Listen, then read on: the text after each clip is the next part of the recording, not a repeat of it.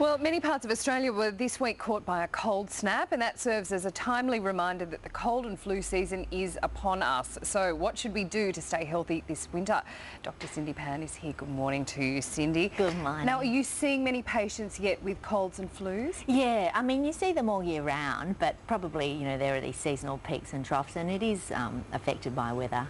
Okay, so what do you have to do to catch a cold or a flu? Well, it's a virus, so it's usually, say, inhalation of droplets that are spread by aerosol when people who are infected either cough or sneeze, or even just talk with, exhalation of droplets. But it could also be, obviously, anything that involves sharing of saliva, so kissing, sharing drinks or food.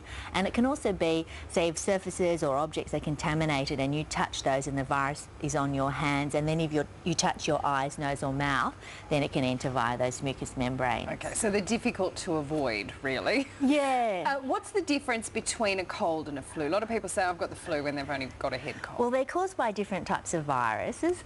So, for example, colds are usually caused by rhinoviruses, but sometimes coronaviruses or respiratory syncytial viruses, and there are about 200 different types of virus that can cause colds.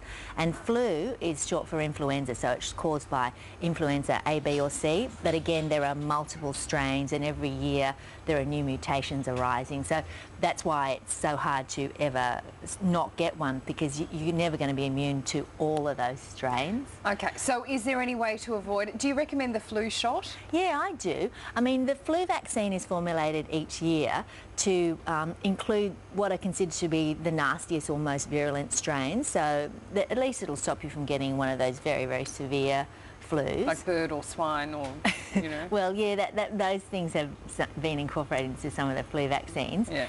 But then other measures are, of course, just sort of general health measures, so healthy diet and trying to avoid stress and doing, say, regular activity, physical activity, but not overexerting yourself. And then the usual hygiene measures like washing your hands and that kind of thing. And yeah, looking after your general health. Obviously, if you can avoid having too much contact with sick people, especially in a closed-in environment, because one of the theories of why colds and flus are increased in the colder weather is that perhaps people are more inclined to congregate indoors. So if you're in an enclosed space with a lot of people coughing and spluttering, then obviously that's going to increase your risk of catching something. Okay, timely advice. I can't believe it's winter again already. Great to see you. Thanks, Lovely Cindy to Pan. see you See you as well. soon. Well,